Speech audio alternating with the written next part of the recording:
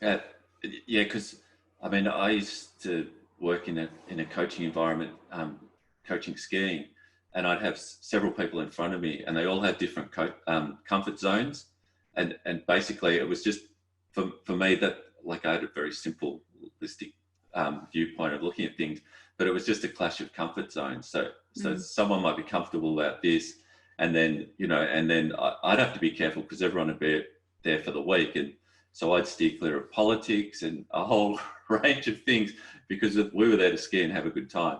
And generally it worked really well.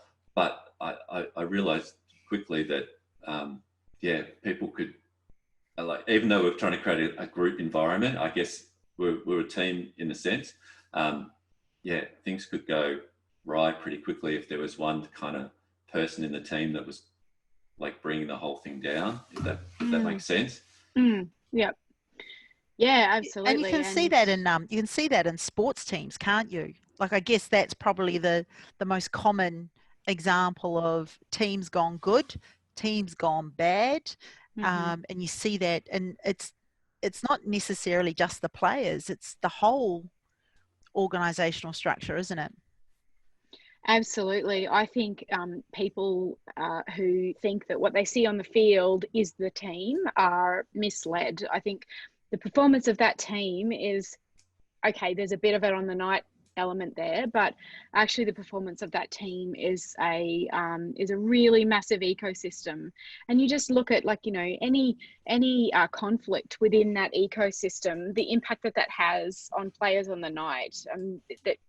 I think it's I think the notion of team has to probably be broader in order for it to be effective.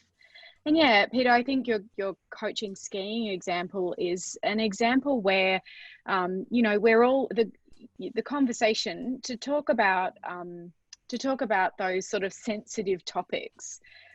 There's nothing wrong with that. It's just that you have to create the environment for that to happen safely, so that people still know why they're there. They still know that they're there to learn to ski and to have a good time. And I think, in one instance or in 1 week of coaching people to ski, you don't really have enough time to set up the safety necessarily to be able to then raise those things. So you make a judgment call on what you've got time for. But a team that's there to do something, a team that's there in an organization to deliver something really meaningful for that organization does have time, and it's in the interests of the team and the leader and the organization to create that environment, so that if those differences do come up, well, we need to be able to decide that we aren't going to discuss them, or we are, and we need to collectively agree that and know that it's for the good of the team. Yeah.